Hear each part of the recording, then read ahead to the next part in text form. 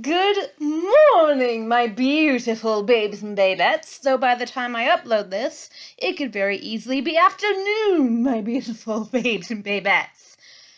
Guys, I am your resident active advocate, but I am also so incredibly sorry about last week. I was functionally useless for most of the days because I had a persistent and consistent barometric pressure headache for like 3-4 days in a row.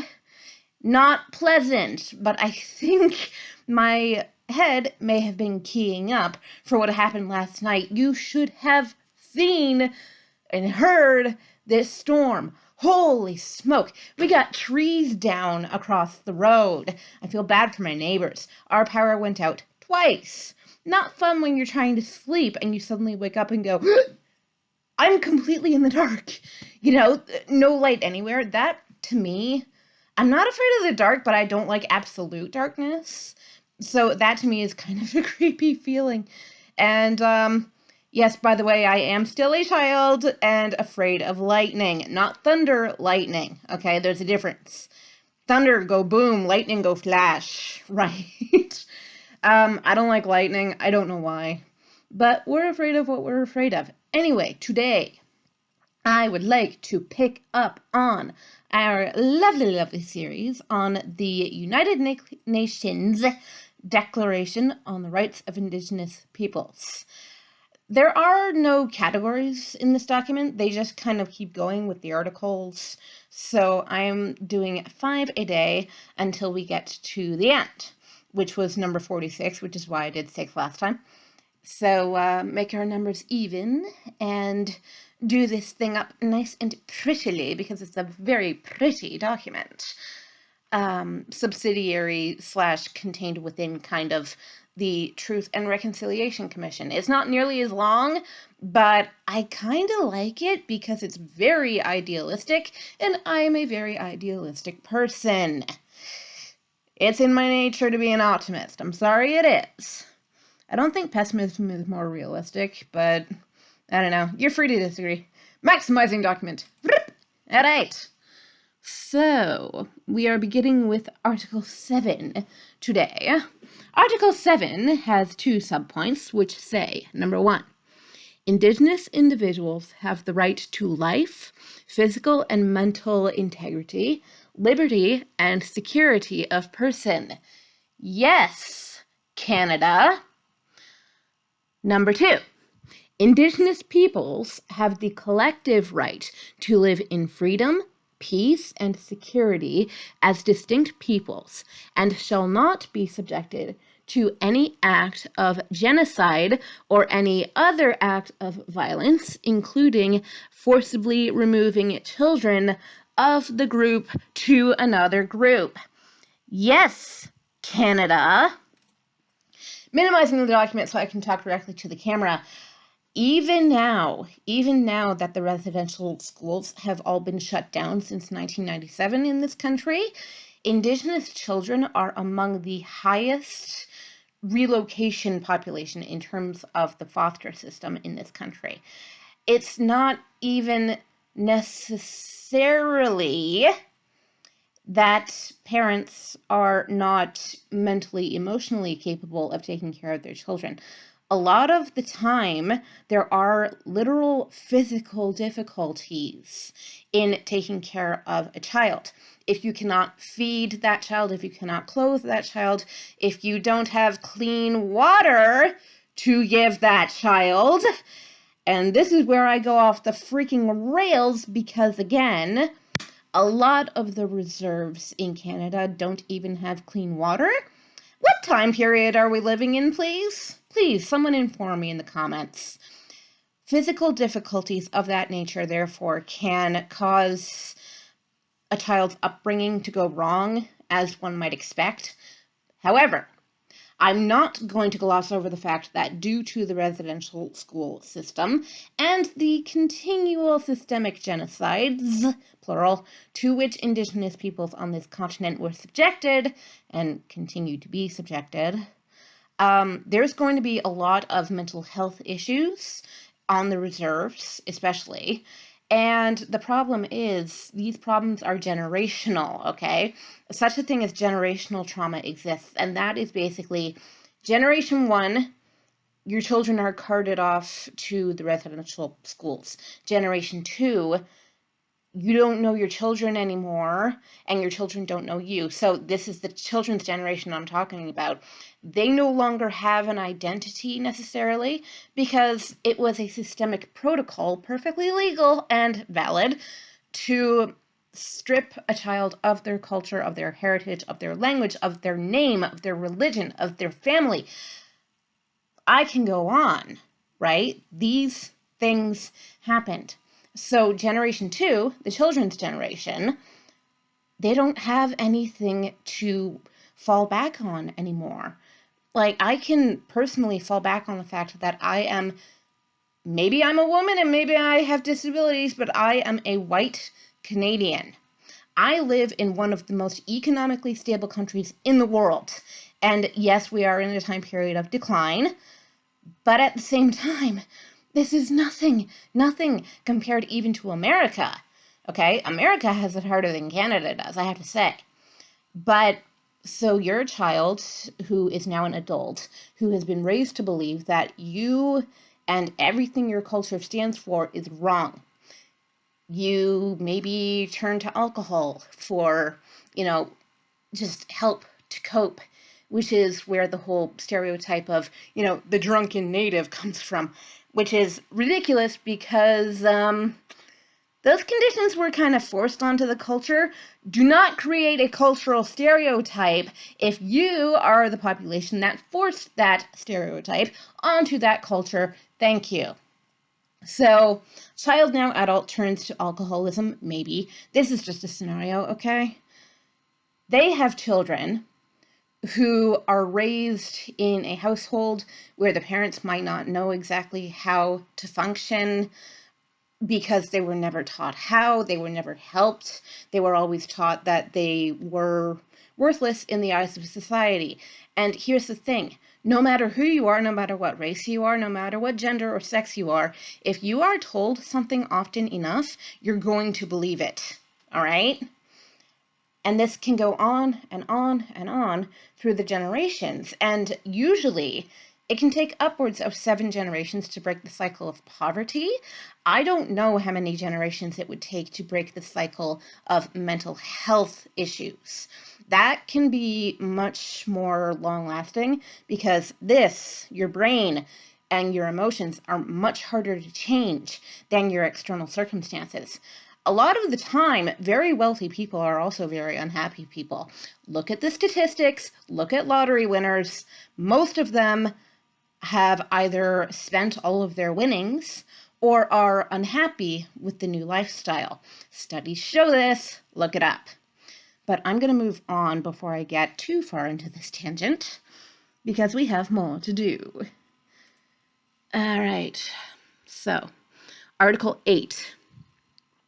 Indigenous peoples and individuals have the right not to be subjected to forced assimilation or destruction of their culture. Yeah, Canada and America and Mexico and basically the Americas, North and South America, okay? Look at these continents, also look at Australia and South Africa. Okay, 2. States shall provide effective mechanisms for prevention of and redress for A. Any action which has the aim or effect of depriving them of their integrity as distinct peoples or of their cultural values or ethical identities. Oh, I'm sorry, not ethnic identities, I'm sorry. B. Any action which has the aim or effect of dispossessing them of their lands, territories, or resources. C. Any form of forced population transfer which has the aim or effect of violating or undermining any of their rights. D.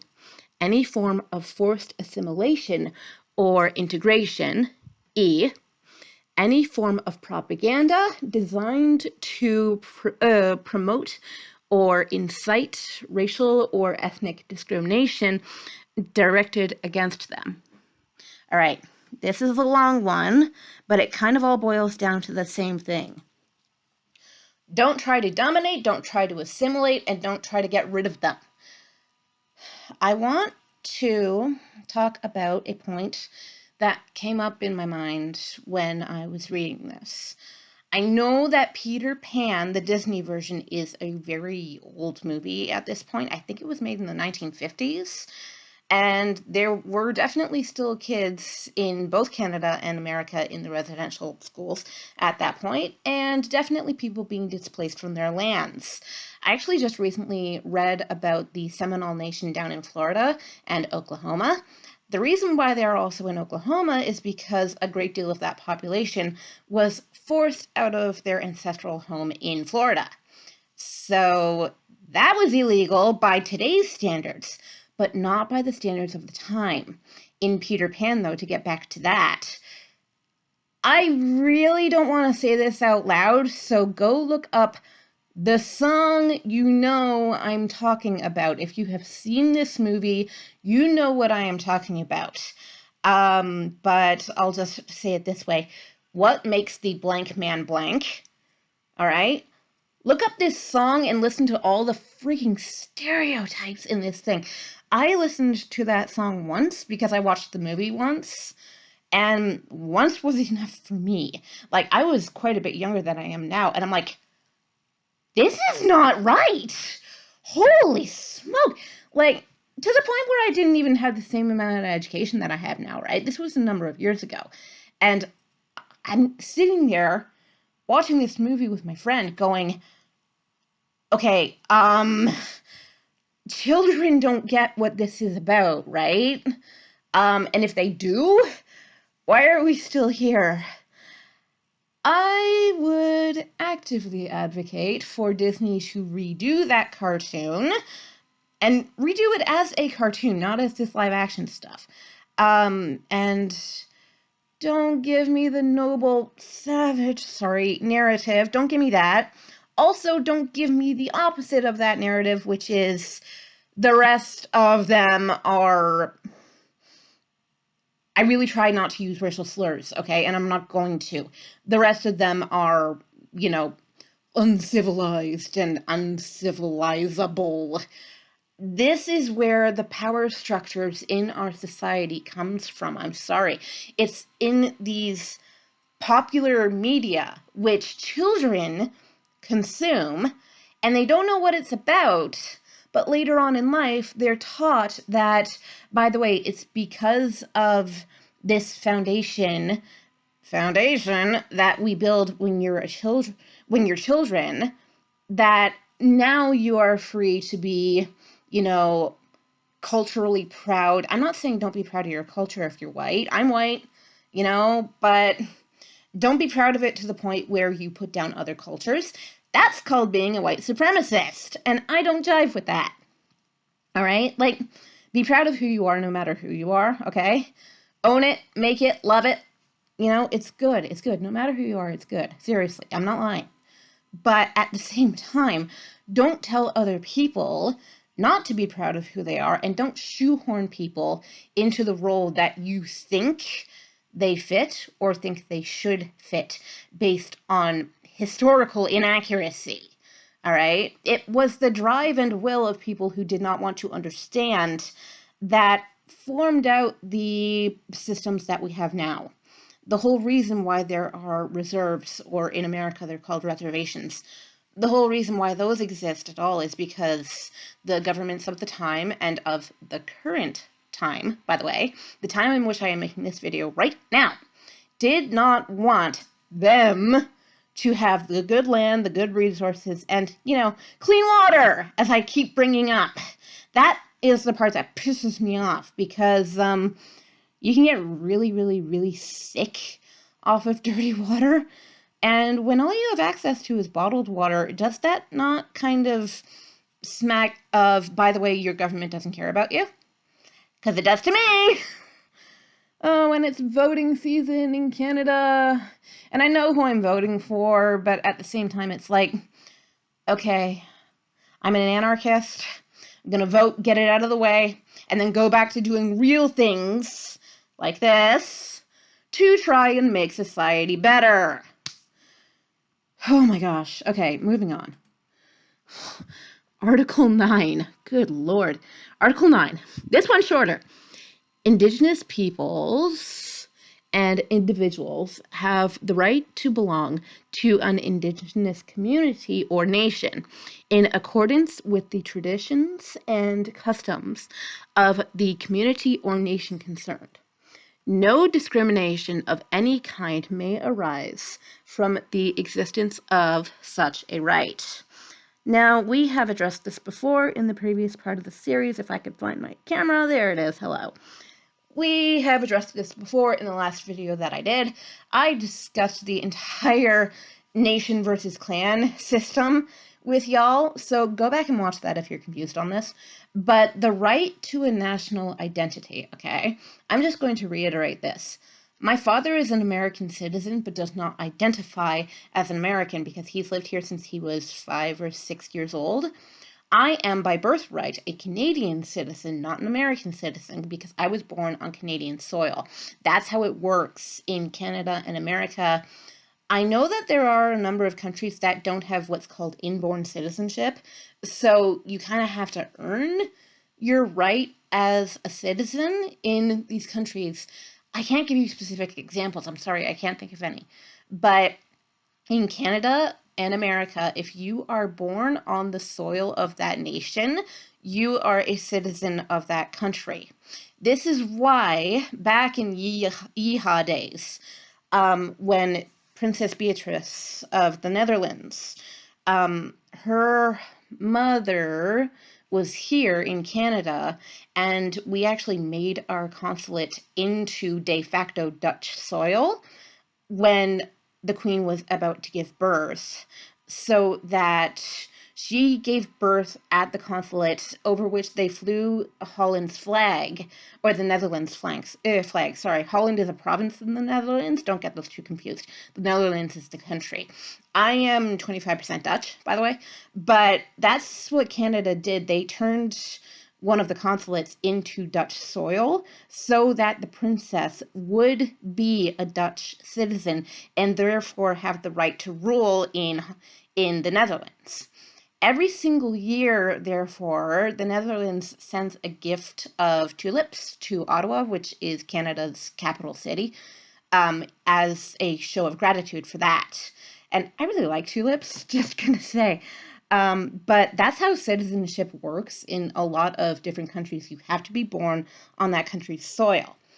Now, for Indigenous peoples, however, they are nations within nations at this point, right? So we have Canada, right? Canada itself is big enough to be a continent. But within Canada, you have 500 to 600 different and distinct Indigenous nations. And I believe I live closest to Oneida Nation. So the reservation that we have, or the reserves that we have, not very far away from here. Okay, that is kind of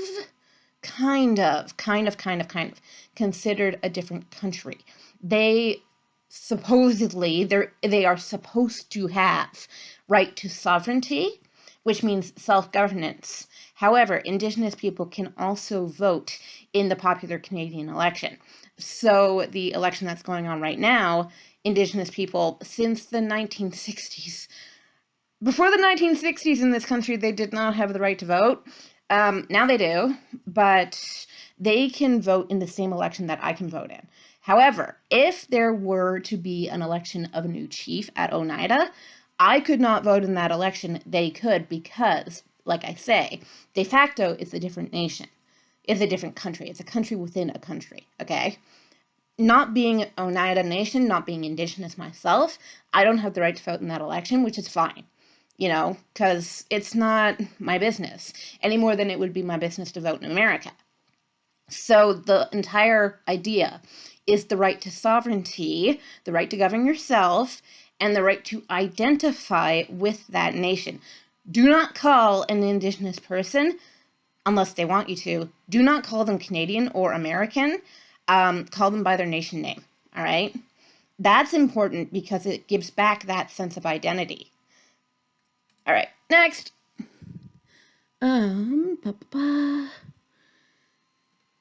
Sorry, I lost my spot. Where is my spot? Okay, Article 9, 17. All right. Okay, Article 10, sorry. Indigenous peoples shall not be forcibly removed from their lands or territories. No relocation shall take place without the free, prior, and informed consent of the Indigenous peoples concerned, and after agreement or on just and fair compensation, and, where possible, with the option of return. Okay?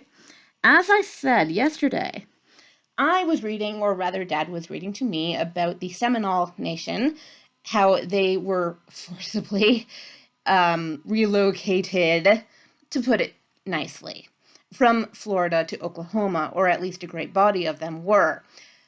There are so many Indigenous nations that were subjected on this continent to bad treaties which were made in bad faith and intentionally on the part of the Canadian and American and probably Mexican governments in order to disenfranchise Indigenous peoples of their land, their resources, their homes, and the problem is, if you separate a person from their land, they're going to start to lose their identity, which is exactly what happens when this happens. And I don't know whether this is still going on. I know that the Seminole relocation was kind of around the Civil War time in America, so you can think that, long ago, far away, sort of thing. But the reservation and reserve systems in America and Canada, respectively, those are still going on. And look at a nation like the Cree, for example, okay? You get Cree in Ontario, you get Cree as far south as Florida. Like, just draw a big line between that province and that state, okay? Two different countries, so the Cree Nation was big enough to cross what we would consider international lines, but a lot of lines were drawn between provinces and territories, between states, and between countries in order to separate Indigenous nations from one another. I'm sorry, it's a fact. It's true that was done intentionally. And it's not to our credit that was done intentionally.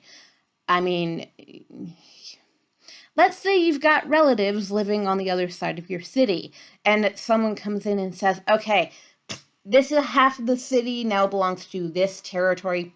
This half of the city now belongs to this territory. What are you going to do? Because you got to get a passport kind of thing to go between those two different blocks of land. And that would have been extraordinarily difficult for Indigenous people to do back in the day, not to mention the fact that a lot of them were intentionally kept apart from other parts of their family and other parts of their nation in order to weaken them. That's what this is talking about, okay? And, I mean, it still continues. It still continues. I mean, we don't see a reunification of the Canadian versus American Cree, do we? No, because they live in, quote, two different countries, even though to them, it may all be the same thing.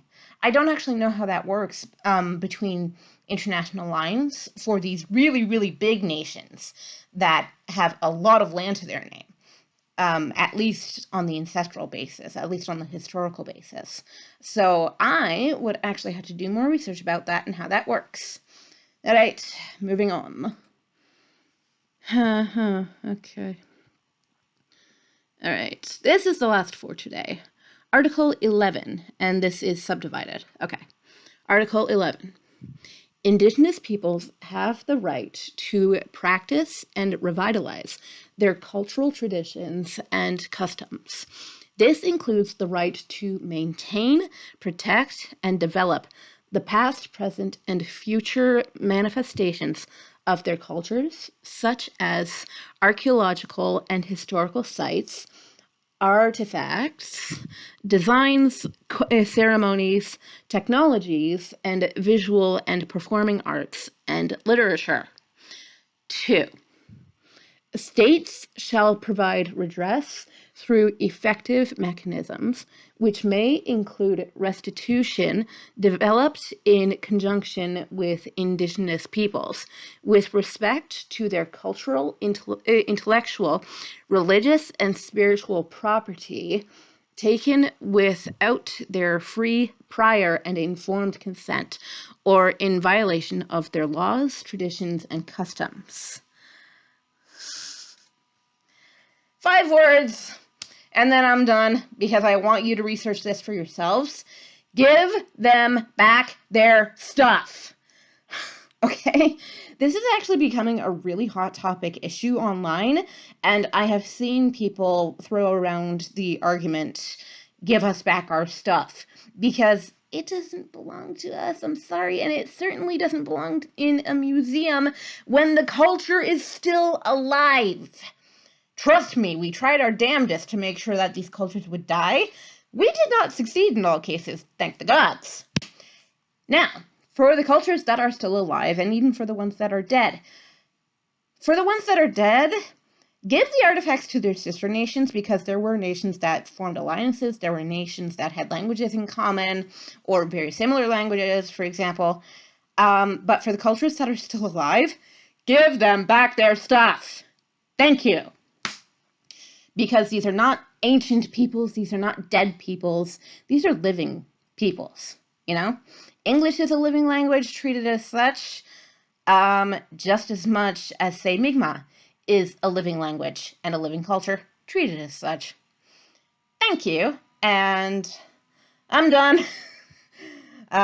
Yeah, that's pretty much my video for now. Now, okay, by the way, I'm going to have a very busy week coming up, because I think I have mold in my wall, and people are coming to tear apart my office to check, which means that I'm going to be forcibly relocated. Sorry, I'm not drawing an equivalency here, at least I'm going to be in the same house. But, I might actually, within the next 2 days, attempt to do multiple videos in a day, but just upload them on their respective days, wink wink. So, change tops to make it look like a different day, and just keep going with this, because I am on a roll, and I like it, I like it, I like it, I like it. This document does not make me nearly as angry as the TRC, but it's important for these things to make you angry, because angry people tend to do something about it, as I am attempting to do with this series and others. But also, make diverse friends, people, please. Oh my god, do it, because it will broaden your horizons and broaden your life, and I know I sound like a self-help guru right now, but it's actually true. Yeah, so that's my video for today, wink wink. I might keep going, I might not. We will see what happens throughout the day. And I will see you all later. Cool. Goodbye. Mwah.